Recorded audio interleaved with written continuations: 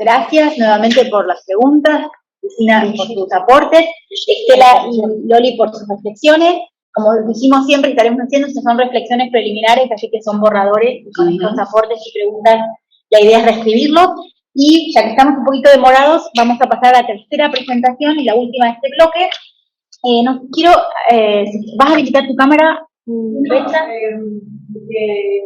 Va a tomar, ¿no? Sí. Cuando ahora se escucha, vamos a probar. Dale. ¿La escuchan a Betsabe? ¿Me va a tomar a mí? No, más o menos se escucha. Bueno, yo vendría acá. ¿Por qué no venís acá? Sí.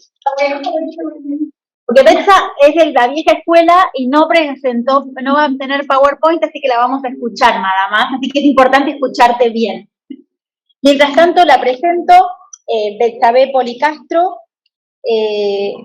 Ella ahora va a, bueno, Betsabe es una especialista precisamente en políticas sociales, tarjeta alimentar que justamente estaban mencionando, y su trabajo se llama Políticas de Asistencia a Sectores Vulnerados por la Pandemia en La Pampa, y Betsabe es profesora de la Facultad de Ciencias Humanas y también en la Facultad de Ciencias Económicas y Jurídicas. Esa. Voy a echar la traigo por ahí. Bueno, buenas tardes para todos, para todas. Muchas gracias por haberse sumado a esta tarde de trabajo. Yo voy a trabajar, digamos, voy a comentar un poco algunos avances de algunas líneas de interpretación que me he planeado, digamos, que he planeado y que he empezado a pensar respecto de lo que fue la asistencia a los hogares en el marco, obviamente, de la pandemia del COVID, ¿no? En función de eso, de estas cuestiones, de lo que nosotros un poco fuimos recuperando de nuestro trabajo de campo, que ahora les voy a detallar qué consistió, yo me fui haciendo algunas preguntas en relación a en qué medida participaron las esferas estatales, mercantiles, comunitarias, familiares en la provisión de los hogares en relación a su subsistencia durante la pandemia del COVID-19, ¿no? Y también cómo se dio un poco esa cuestión, esa participación de estas esferas, estas 4 esferas de bienestar, en términos temporales, ¿no? Bueno, mis compañeras han trabajado las 2 ponencias anteriores, en los dos momentos anteriores, tanto lo que fue el mercado, digamos, cuánto fue la participación del mercado en la provisión de bienestar, y cuánto fue digamos, qué particularidades asumió el mercado, no solo para decir lo cuantitativo, sino qué particularidades asumió el mercado y qué particularidades asumió el Estado en la provisión de bienestar de los hogares. Pero bueno, recuperando un poco el concepto de régimen de bienestar de Spin Anderson, donde él en principio señala que tanto el Estado, el mercado y la familia distribuyen responsabilidades sociales en cuanto a la provisión de bienestar para los hogares, bueno, y autores como José Adelantado, o latinoamericanos como Juliana Martín Francioni y otros, por supuesto, ¿no? Donde incorporan la dimensión comunitaria, ¿no? Entonces, incluso Spin Anderson luego también lo retoma en algunas publicaciones posteriores, donde estas 4 esferas, estos 4 pilares se dan de manera diferente en los diferentes momentos y situaciones, dando lugar a diferentes regímenes de bienestar, ¿no? Entonces, bueno, teniendo esa idea que es muy macro, digamos, yo la quise bajar un poquito a cuáles eran las particularidades de en nuestro aglomerado y en ese momento que fue la pandemia, ¿no? Recuperando un poco esto de la pandemia como un escenario impuesto, con una compañera que está presente, que es Graciela, en el workshop desde Comodoro, que es Graciela del Río, hemos trabajado también algunos ejes de análisis en este proyecto, y pensábamos la pandemia, ¿no?, como un escenario impuesto, ¿no?, que llevó a que desde el Estado Nacional se tomaran determinadas medidas, que las conocemos, IFE y ATP fundamentalmente, que dieron cuenta de que claramente hubo una alta participación del Estado Nacional en la provisión de bienestar ante la urgencia de la pandemia y ante las dificultades para la subsistencia de las formas habituales que tenían los hogares, ¿no? Entonces yo tomo como premisa, ¿no?, que las diferentes ofertas desplegadas por las diferentes esferas de provisión de bienestar estuvieron presentes en la estrategia de los hogares para su subsistencia en el 2020. Pero la apropiación fue desigual, los tiempos también se dieron de manera diferente, diferenciada, y digamos, cómo se apropiaron los hogares de esas ofertas de provisión de bienestar de las diferentes esferas, también se dio de manera diferente. Nosotros hicimos, para empezar a pensar estas cuestiones, nuestro trabajo de campo, voy a tomar, consistió en 25 entrevistas que hicimos a personas que habían solicitado, y que fue su solicitud fue aceptada o no, el IFE,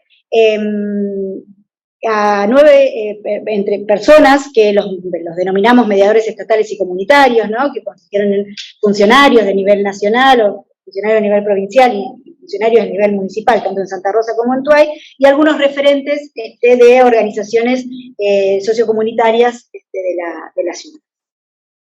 Así que por ahí un poco los datos que voy a presentar tienen que ver, o lo que me permitió pensar en las particularidades de esta articulación en función de la pandemia, tienen que ver con la información que estas 25 personas nos fueron proveyendo. Bueno, en relación a los hogares que nosotros logramos acercarnos para conocer cómo había sido la cuestión de la pandemia, digo la pandemia en sentido general, ¿no? Como fue el momento del ASPO y también el momento del IFE, como el 2020, nosotros hemos entrevistado a hogares, a diferentes tipos de hogares, a hogares unipersonales, a hogares con familias nucleares completos y hogares monoparentales, lo cual nos da, si bien es un relevamiento de tipo cualitativo, no es que fue una muestra representativa, por supuesto, sí nos da idea de que hemos logrado acceder a una heterogeneidad de hogares que de alguna manera representan las posibles situaciones de los hogares de nuestra ciudad, Santa Rosa y Tuay. Bueno, estos hogares, en todos los casos, digamos, nos dieron cuenta de cambios en las estrategias habituales que tenían los hogares para su subsistencia, y hacían referencia a dos cuestiones, fundamentalmente el cambio, todos lo manifestaron, el cambio en cuestiones referidas a la alimentación, ya sea el no acceso a determinados productos alimentarios que eran parte de su dieta habitual, como frutas, carnes, pescados, ¿sí? Y que en todos los casos lo sintieron como un déficit de un gusto, porque les gusta ese producto, y también un déficit en relación por ahí a la alimentación de los hijos, que por ahí no podían seguir o tuvieron que cortar un poco el consumo de algunos de estos productos que ellos consideraban relevantes para su alimentación y su desarrollo. También otra de las cuestiones que los hogares que nos mencionaron tenía que ver con la imposibilidad del pago de algunos servicios, y si bien acá hubo como una apropiación de la normativa que señalaba que no se iban a cortar servicios como la luz, el gas, digamos, teléfono, esas cuestiones, sí hacían referencia a que otros servicios que para ellos, o impuestos, ¿no?, que ellos consideraban relevantes, como por ejemplo seguros de vehículos que utilizaban para desarrollar actividades laborales. Un jardinero que tiene una citroneta, que le generaba un problema pensar que se iba a endeudar con el seguro y que después no iba, cuando pudiera salir a seguir haciendo sus actividades de jardinería informalmente, no lo iba a poder hacer, o una señora monotributista que se dedicaba a un emprendimiento gastronómico, de eventos, que también quería seguir, o veía como un problema no poder seguir pagando el seguro de su camioneta. Entonces, bueno, estas dos cuestiones fueron manifestadas como una cuestión que afectó, digamos, a las estrategias de supervivencia habituales. En relación a las esferas, digamos, que nosotros identificamos, que yo utilicé como para identificar la provisión de bienestar y cómo los hogares, en qué situación estaban a partir de la pandemia, pero bueno, del Estado no me voy a detener en todo lo que señalaron Estela y Loli, porque bueno, quiero ser redundante, sí solamente señalar algunas cuestiones que tienen que ver con algo que fue como muy novedoso, que fue la incorporación de otros sectores, como obteniendo en ese momento bienestar por parte del Estado, que hasta ese momento nunca lo habían hecho, ¿no? Con Graciela vuelvo a hacer referencia a eso, porque la verdad que lo hemos pensado juntas muchas veces, con Graciela del Río, hemos pensado en esto como los beneficiarios coyunturales, beneficiarios del IFE, también se dio en el caso de la ATP, pero bueno, del IFE, que recibieron este beneficio, lo aceptaron, legitimaron el ser merecedores, ser receptores de este beneficio, pero en función de dos cuestiones, ¿no?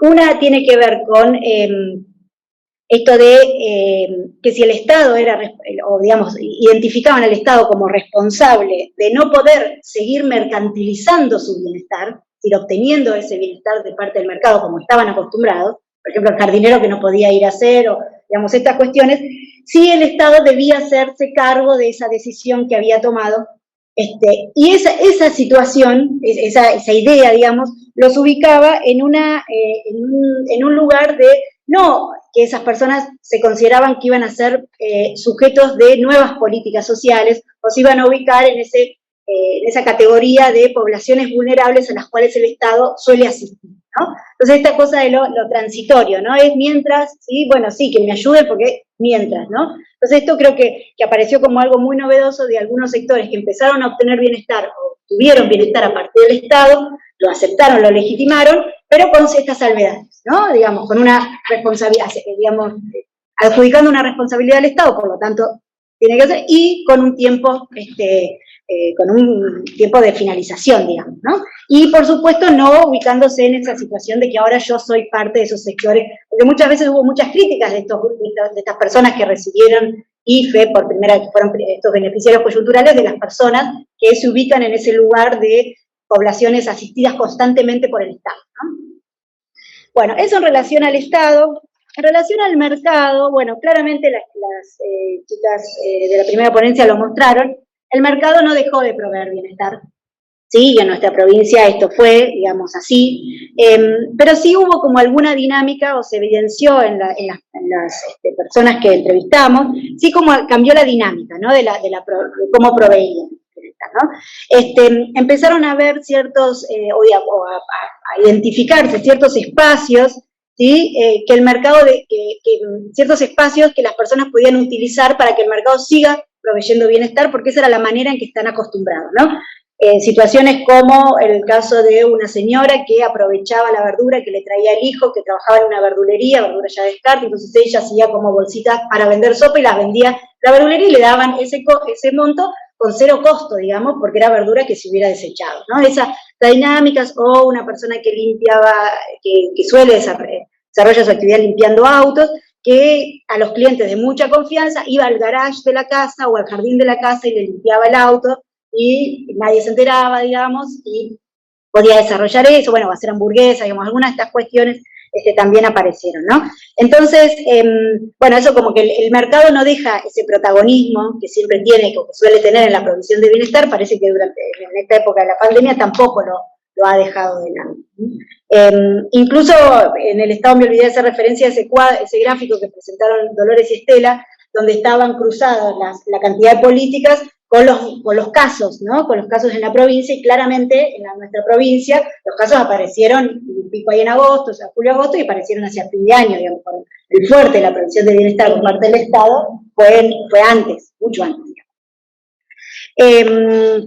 Bueno, las otras dos esferas, que ahí sí, por ahí podemos empezar a ver algunas otras cosas, voy a ser muy sintética, tienen que ver con la familia, ¿no? La familiarización del bienestar, y las organizaciones comunitarias, ¿no? En relación claramente, bueno, las condiciones imperantes tanto del ASPO como del ISPO hicieron que en algún punto esa desmercantilización de la provisión del bienestar algo se acreciente, digamos, ¿no? Pero, y esto se dio tanto para las personas que estaban insertas ya en una relación salarial, como, por ejemplo, las mujeres que obtienen, muchas, digamos, que están premercalizadas, dicen algunos autores, que obtienen bienestar a partir de otra persona que está en su relación, que tiene una relación salarial, ¿no? Bueno, acá yo, más allá de lo que ya se ha estudiado de esto, y que por ahí nosotros tenemos algunos datos como para mencionarlo, pero afirmaríamos algunas hipótesis ya trabajadas en otros lugares, claramente hubo una mayor participación de las familias en la provisión de bienestar, ¿no? Desde cocinar más, ¿sí?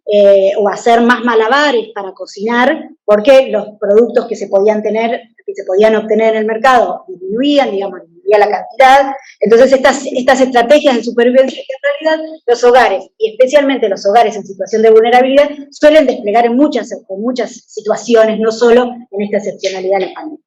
Ahora sí, lo que yo veía es que algo que nosotros hemos trabajado bastante en el proyecto, que tiene que ver con el acceso al beneficio, ¿no? Las formas de acceso al beneficio. En ese momento había que inscribirse en una página, tal día, digamos, toda esta cuestión de tener la cuenta del banco.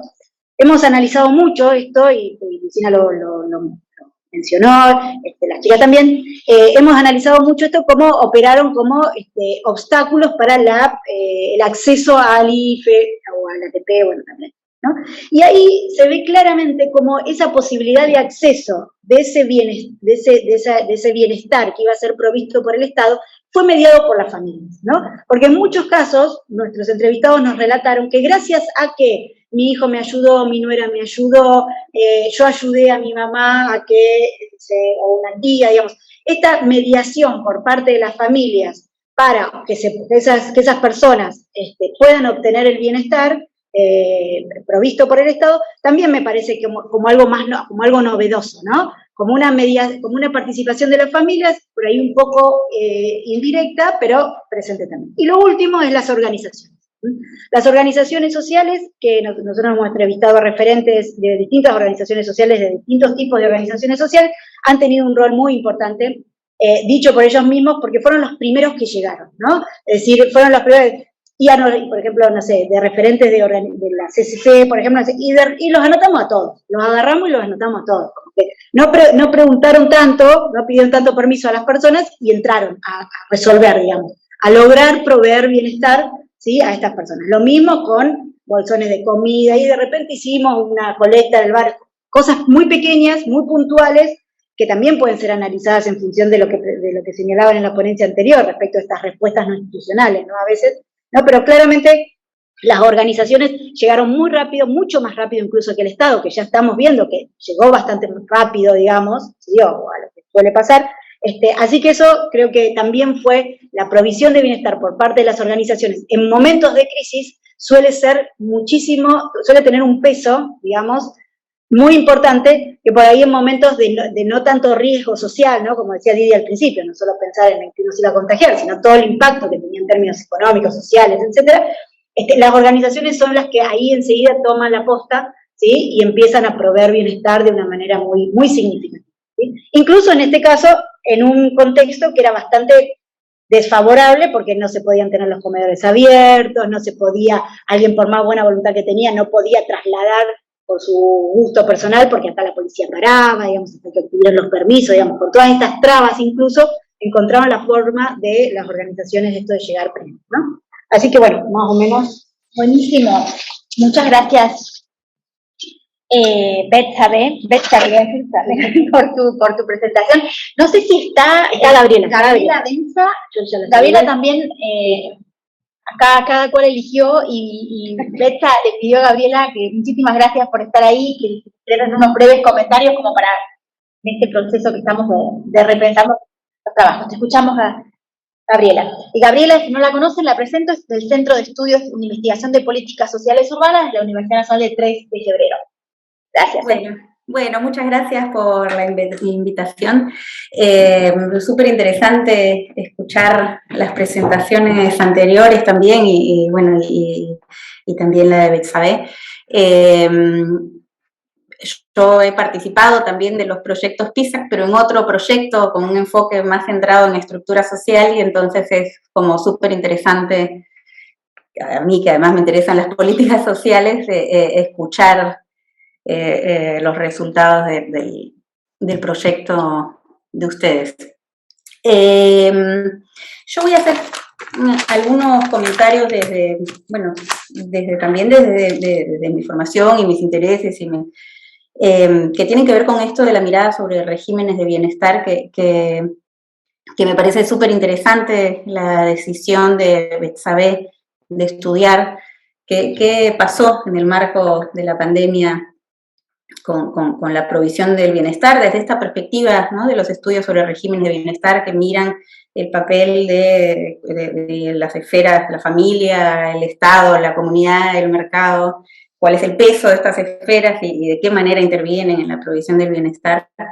Porque creo que es una mirada como muy productiva para estudiar el bienestar en Argentina y a nivel subnacional, ¿no? Los regímenes de bienestar de nivel subnacional Primero porque, digamos, más allá de la coyuntura de la pandemia, porque la Argentina es súper diversa y entonces, digamos, toda la heterogeneidad económica, demográfica, social, incluso cultural, permite pensar que hay las formas en las que se resuelve el bienestar es diferente y el papel de estas instituciones es diferente a lo largo del territorio, y además porque es un país federal, ¿no? Entonces eso brinda cierta autonomía a los estados provinciales, y creo que eso un poco se ve el papel de los niveles provinciales y municipales en la presentación anterior. Pero además creo que en el contexto específico de la pandemia, esto es súper relevante, ¿no? Este enfoque me parece que es útil, y este enfoque como para, de ver la cuestión más a nivel subnacional es importante porque sabemos algunas cosas en esta línea, ¿no? En términos generales, como grandes conclusiones de qué pasó en la pandemia. El Estado, en el momento de la crisis, hubo una mayor estatización del bienestar, ¿no? Como conclusiones generales, ¿no? Hubo una desmercantilización del bienestar y una familiarización del bienestar, ¿no? Son como las grandes cosas que se dicen. Pero claramente esto no tiene que haber sido igual a lo largo del país, ni tampoco entre los sectores sociales. Y yo creo que solo escuchando las presentaciones anteriores, pero además también algunas cosas que decías recién, Betsabé, creo que es interesante para plantear hipótesis en ese sentido, ¿no? O sea, por ejemplo, la magnitud de la crisis económica, ¿cuál fue la magnitud de la crisis económica en La Pampa? Y además, ¿cuál fue la crisis económica y el impacto sobre el mercado laboral, las especificidades que tuvo en La Pampa esto, pero además el grado de rapidez que tuvo la recuperación, tanto laboral como económica? También sobre lo que decían en términos de las políticas públicas, del peso que tuvieron las políticas nacionales en La Pampa en términos relativos a otros lugares, ¿no? Pero complementando con las políticas de nivel subnacional, yo creo que uno puede hacer en principio ciertas hipótesis sobre las particularidades de La Pampa en ese sentido, ¿no? La reconfiguración institucional fue tan importante como en otras provincias, ¿no? O sea, estas cosas generales que se dicen, ¿fue tan importante como en otras provincias o no? ¿Hubo una menor desmercantilización que en otras provincias? ¿Hubo una menor estatización? ¿Qué pasó con la familiarización, ¿no? Y ahí hay como dos cuestiones que yo creo que me dejaron pensando al leer el resumen que me enviaste, Betsabé, y ahora escuchándote. Una cuestión en relación con el bienestar que creo que es interesante para pensar es qué dimensiones del bienestar son las que interesan, ¿no? Porque en los trabajos sobre regímenes de bienestar suele haber como mucha reflexión sobre las instituciones que proveen bienestar, pero poca sobre qué es el bienestar.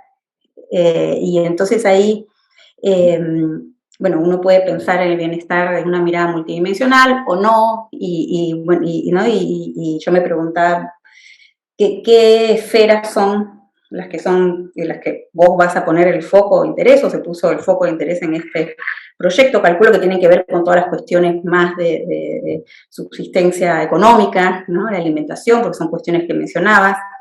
Pero al mismo tiempo uno piensa, bueno, si se están viendo cuestiones como la familiarización del bienestar, en principio lo que se ha dicho sobre eso tiene que ver con una dimensión del bienestar que es el cuidado, pero no la subsistencia económica, y que entonces quizás es interesante ver si es que hubo una familiarización o no del bienestar en el sentido de la subsistencia económica, ¿no? Entonces, bueno, eso, ¿qué dimensiones del bienestar y cómo juegan ahí estas distintas esferas?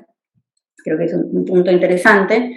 Y otra cuestión, de los sectores sociales, porque vos mencionabas una cosa que me pareció súper interesante, bueno, que estás trabajando con entrevistas con personas que recibieron el IFE, y que ahí hay una heterogeneidad y están a los que llamaste los beneficiarios coyunturales, ¿no? Y que claro, los beneficiarios coyunturales en términos de posición, digamos, en la estructura social de los estudios así más de clases o estratificación son otra cosa, y es interesante, ¿no?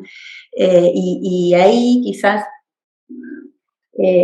una línea que me da intriga como para ver, ¿no?, los resultados de tu trabajo, es si se ven contrastes o no entre en las transformaciones en las instituciones que aportan al bienestar entre estos dos grupos, ¿no? Por lo menos haciendo un corte entre un corte grueso entre dos grupos, estos beneficiarios coyunturales y los beneficiarios más tradicionales de la política pública, ¿no? Porque estos beneficiarios coyunturales, muchos de ellos son parte de sectores populares más establecidos o de clases medias, ¿no? Que sufrieron las famosas clases medias vulnerables, digamos, ¿no? Entonces, ahí yo pienso, bueno, ¿qué pasa con la cuestión de la mercantilización? Si es igual el nivel de desmercantilización en los distintos grupos, si es igual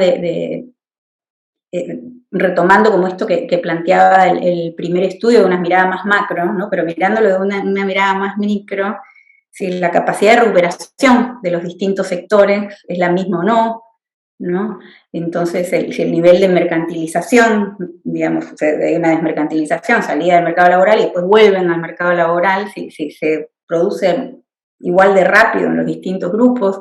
¿Qué pasa con la comunidad en los distintos grupos? Porque yo calculo que el papel de las organizaciones sociales quizás fue muy importante en términos de bienestar para los grupos, digamos, que no sé cómo llamarlos, los estructuralmente beneficiarios de política social, ¿no? O sea, pero quizás no para estos nuevos. ¿Y qué pasa con la familia? ¿No? Porque desde una mirada más amplia, lo que uno ve es que en realidad claro, están como estas grandes conclusiones, pero que vuelvo a lo que decía al comienzo, ¿no? De, bueno, en la pandemia, mayor papel del estado de bienestar, un proceso brusco de desmercantilización y después de remercantilización, la familiarización sobre todo los cuidados, pero hay mucha diferencia entre sectores sociales, ¿no? Y cuando uno ve, por ejemplo, o sea, yo creo que ahí el contraste, incluso dentro de un grupo específico, que son los beneficiarios de IFE, debe haber contrastes súper interesantes, ¿no? Porque los contrastes que tenemos a la información, yo por lo menos que conozco, y que hemos trabajado en el proyecto PISA, por ejemplo, son como grandes cuestiones muy generales de contrastes, qué sé yo, bueno, hubo parte de la sociedad que perdió ingresos y no pudo, digamos, cubrir sus gastos cotidianos, pero hubo otros que pudieron incluso ahorrar más, ¿no? Y en esos que ahorraron más, clases medias altas, clases altas, hubo también como una reestructuración de los consumos, ¿no? Más que otra cosa. O hubo o incluso en sectores de clases medias, que uno ve que por un lado hay que hay cuestiones curiosas como clases medias que iban a escuelas públicas y durante la pandemia, de clases medias bien posicionadas, digamos, durante la pandemia, en realidad mercantilizaron más eso, porque empezaron a contratar profesoras particulares para sus hijos, sus hijas, y eso es una mayor mercantilización, en realidad, ¿no? Entonces, como interesante me parece el juego también, incluso trabajando con un grupo específico que son los beneficiarios del IFE, como hubo esta heterogeneidad social en los beneficiarios del IFE, es interesante, creo, como ver esos contrastes y un poco me preguntaba, bueno, ¿qué pasa por ese lado, no? Sí, genial. Bueno, sí. Muchas gracias. Sí, he tomado nota y cuestiones que hemos estado pensando también y que está bueno para profundizarlas. Gracias, Gabriela, nuevamente por sumarte con estos comentarios y preguntas sugerentes para Betsa. No sé si hay preguntas en el chat, si no hay algún comentario o pregunta para Betsabe acá, de quienes están sumándome. Yo tengo una pregunta un poco, porque ahora vamos a charlar después de la pausa, estamos un poquito atrasadas, calculo que 15 minutos. Es el tema de que vos hablas de bienestar. Sí. Yo, perdón, no vengo del campo, mi campo es más la economía, historia económica, la empresa, así que bienestar para mí es un concepto que me hace un poco de ruido, no conozco la bibliografía, porque aparte el IFE fueron 3 rondas y 10.000 pesos. Sí, claramente. O sea, porque digo, a veces escucho, digo esto porque a veces te escucho sin ser un especialista y aparece un concepto de bienestar que particularmente no dio en otras políticas, pero la del IFE, una de las críticas que se le hizo, que fue masiva, pero todos sabemos que fueron 3 cuotas de 10.000 pesos cada una. Que los hogares que más recibieron 30.000, porque hubo 3 rondas, hubo quienes solamente accedieron a 2 rondas más. Sí, por supuesto. No iban a resolver la subsistencia de un hogar en tantos meses con 30.000 pesos, por más que estemos hablando de 30.000 pesos de hace 2 años atrás. Sí, pero esa también eso operó como como parte de decir, bueno, yo le acepto esto al Estado, pero bueno, con esto que me da, que son 30.000 pesos, no es que me convierto en un beneficiario de la política social que todos los meses va a recibir por muchos años, o por todos los años, y mis hijos también, digamos, como que eso también operó como un elemento para no ubicarse en este lugar, y que por ahí marca estos contrastes que Gabriela mencionaba, ¿no? No ubicarse en ese mismo lugar de los que todos los meses están recibiendo. Sí, igual hablamos en este caso de esto, también hubo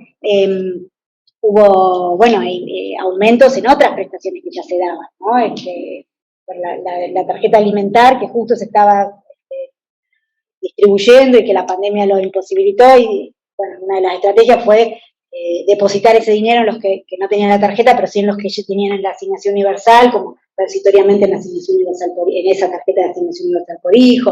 Acá en la tarjeta alimentaria hubo unos meses que se fue el monto y no se fue tan restrictivo con la normativa respecto de las altas y las bajas, ¿sí? Hubo otras cosas. Sí, en el IFE, sí, si uno lo piensa en términos como muy objetivos, digamos, en absoluto es poco. No sé, ¿algún otro comentario, pregunta? Dolores de este lado.